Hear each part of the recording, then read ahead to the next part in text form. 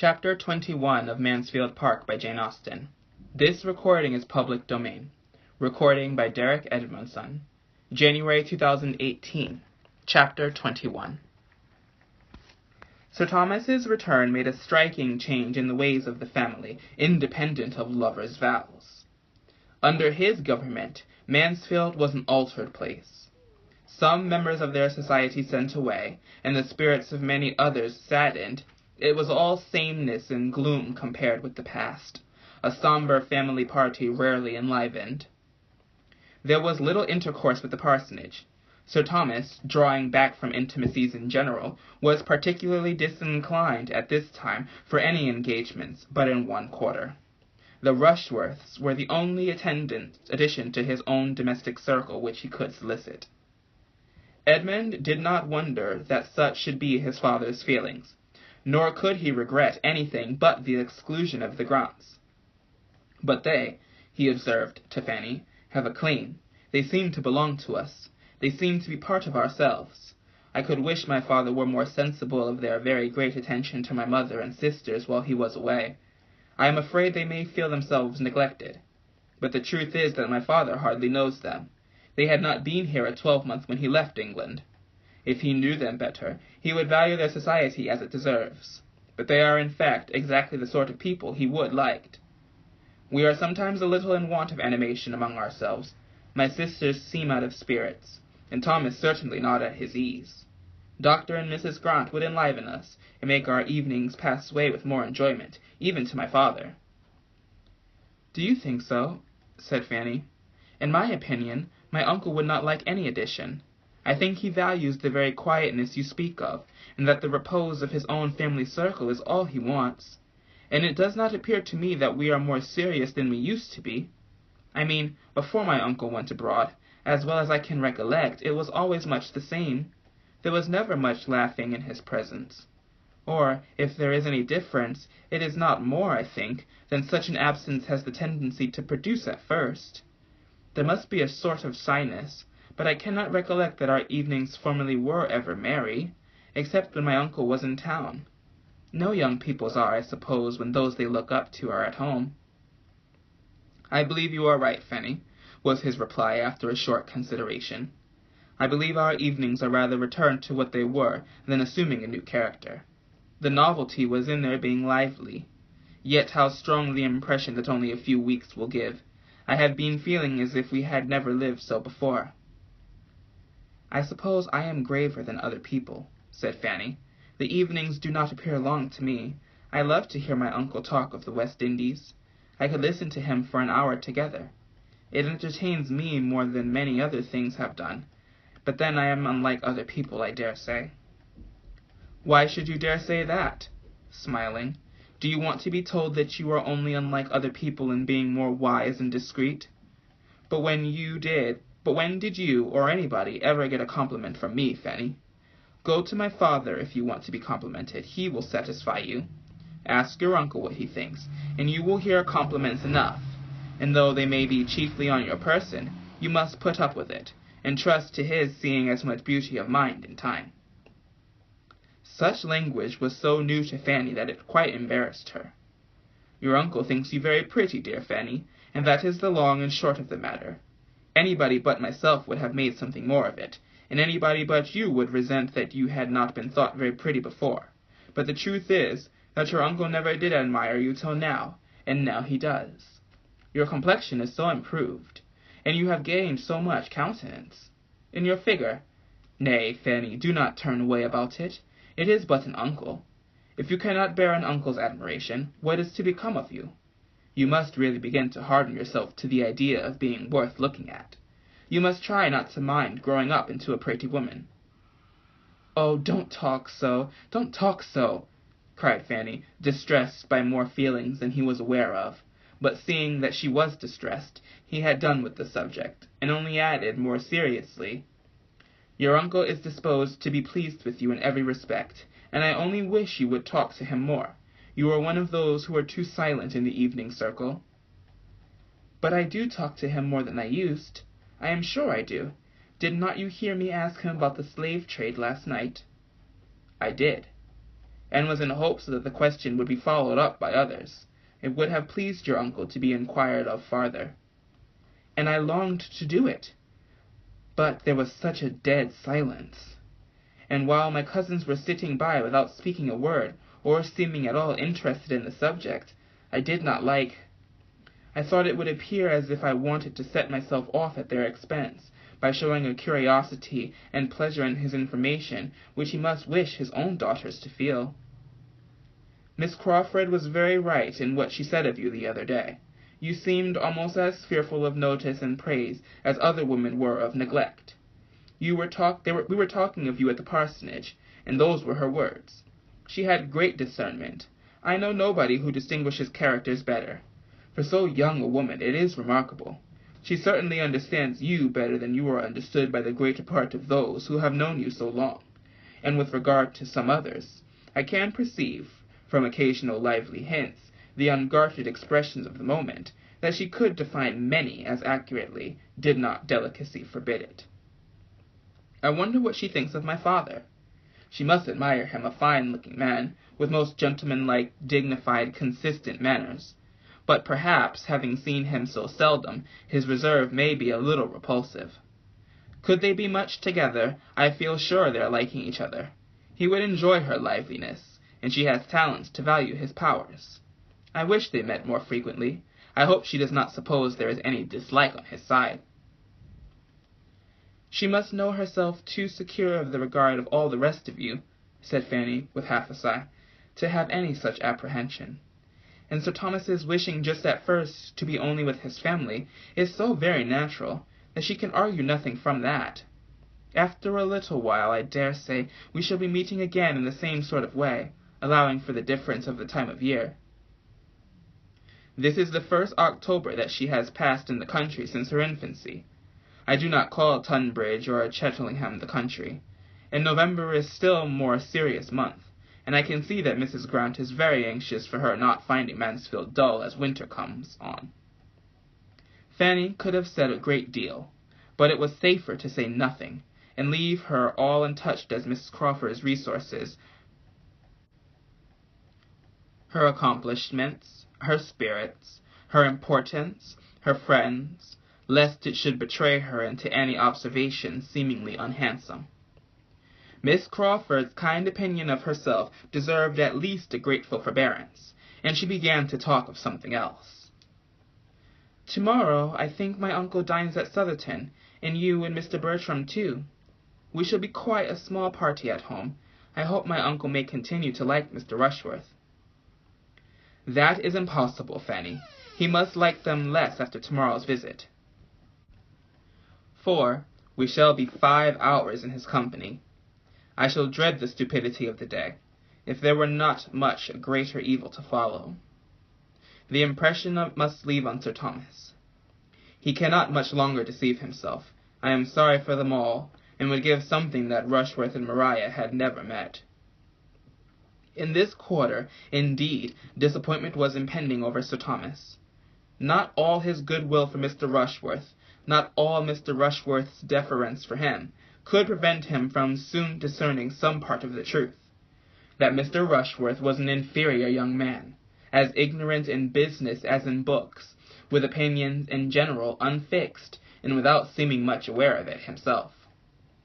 He had expected a very different son-in-law, and began to feel grave on Maria's account, tried to understand her feelings.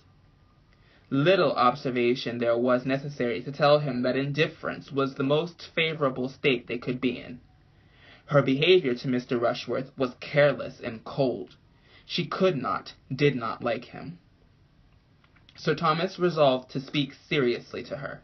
Advantageous as would be the alliance, and long-standing and public as was the engagement, her happiness must not be sacrificed to it. Mr. Rushworth had, perhaps, been accepted on too short an acquaintance, and on knowing him better, she was repenting. With solemn kindness, Sir Thomas addressed her, told her his fears, inquired into her wishes, entreated her to be open and sincere, and assured her that every inconvenience should be braved, and the connection entirely given up, if she felt herself unhappy in the prospect of it. He would act for her and release her. Maria had a moment's struggle as she listened, and only a moment's. When her father ceased, she was able to give her answer immediately, decidedly, and with no apparent agitation. She thanked him for his great attention, his paternal kindness, but he was quite mistaken in supposing she had the smallest desire of breaking through her engagement, or was sensible of any change of opinion or inclination since her forming it. She had the highest esteem for Mr. Rushworth's character and disposition, and could not have a doubt of her happiness with him. Sir Thomas was satisfied, too glad to be satisfied, perhaps, to urge the matter quite so far as his judgment might have dictated to others. It was an alliance which he could not have relinquished without pain, and thus he reasoned. Mr. Rushworth was young enough to improve. Mr. Rushworth must and would improve in good society. And if Maria could now speak so securely of her happiness with him, speaking certainly without the prejudice, the blindness of love, she ought to be believed. Her feelings, probably, were not acute. He had never supposed them to be so. But her comforts might not be less on that account, and if she could dispense with seeing her husband a leading, shining character, there would certainly be everything else in her favor. A well-disposed young woman, who did not marry for love, was in general but the more attached to her own family, and the nearness of Sotherton to Mansfield must naturally hold out the greatest temptation, and would, in all probability, be a continual supply of the most amiable and innocent enjoyments. Such and such like were the reasonings of Sir Thomas, happy to escape the embarrassing evils of a rupture, the wonder, the reflections, the reproach that must attend it, happy to secure a marriage which would bring him such an addition of respectability and influence, and very happy to think anything of his daughter's disposition that was most favorable for the purpose.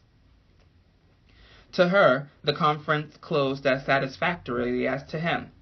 She was in a state of mind to be glad that she had secured her fate beyond recall, that she had pledged herself anew to Sotherton, that she was safe from the possibility of giving Crawford the triumph of governing her actions and destroying her prospects, and retired in proud resolve, determined only to behave more cautiously to Mr. Rushworth in future, that her father might not be again suspecting her. Had Sir Thomas applied to his daughter within the first 3 or 4 days after Henry Crawford's leaving Mansfield, before her feelings were at all tranquillized, before she had given up every hope of him, or absolutely resolved on enduring his rival, her answer might have been different. But after another 3 or 4 days, when there was no return, no letter, no message, no symptom of a softened heart, no hope of advantage from separation, her mind became cool enough to seek all the comfort that pride and self-revenge could give. Henry Crawford had destroyed her happiness, but he should not know that he had done it. He should not destroy her credit, her appearance, her prosperity too. He should not have to think of her as pining in the retirement of Mansfield for him, rejecting Sotherton and London, independence and splendor, for his sake. Independence was more needful than ever, the want of it at Mansfield more sensibly felt. She was less and less able to endure the restraint which their father imposed.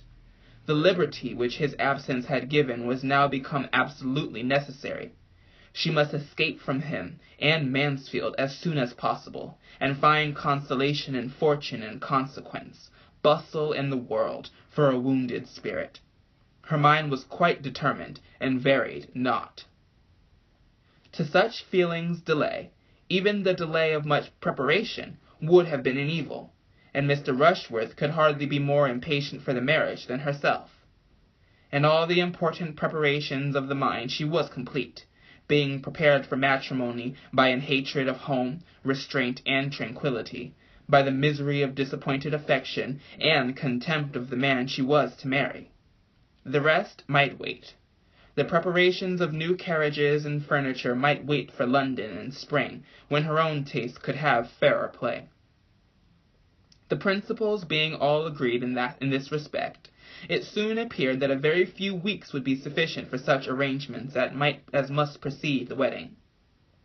Mrs. Rushworth was quite ready to retire, and make way for the fortunate young woman whom her dear son had selected, and very early in November removed herself, her maid, her footman, and her chariot, with true dowager propriety, to Bath, there to parade over the wonders of Southerton in her evening parties, enjoying them as thoroughly, perhaps, in the animation of a card-table, as she had ever done on the spot. And before the middle of the same month, the ceremony had taken place which gave Southerton another mistress. It was a very proper wedding. The bride was elegantly dressed, the two bridesmaids were duly inferior, her father gave her away, her mother stood with salts in her hands, expecting to be agitated, her aunt tried to cry, and the service was impressively read by Dr. Grant. Nothing could be objected to when it came under the discussion of the neighborhood, except that the carriage which conveyed the bride and bridegroom and Julia from the church door to Southerton was the same chaise which Mr. Rushworth had used for a 12-month before. And everything else, the etiquette of the day might stand the strictest investigation. It was done, and they were gone. Sir Thomas felt as an anxious father must feel, and was indeed experiencing much of the agitation which his wife had been apprehensive of for herself, but had fortunately escaped. Mrs. Norris, most happy to assist in the duties of the day, by spending it at the park to support her sister's spirits, and drinking the health of Mr. and Mrs. Rushworth in supernumerary glass or two, was all joyous in delight. For she had made the match, she had done everything, and no one would have supposed, from her confident triumph, that she had ever heard of conjugal infelicity in her life, or could have the smallest insight into the disposition of the niece who had been brought up under her eye. The plan of the young couple was to proceed, after a few days, to Brighton, and take a house there for some weeks. Every public place was new to Maria, and Brighton is almost as gay in winter as in summer. With the novelty of amusement there was over, it was time for a wider range of London. Julia was to go with them to Brighton. Since rivalry between the sisters had ceased, they had been gradually recovering much of their former good understanding, and were at least sufficiently friends to make each of them exceedingly glad to be with the other at such a time.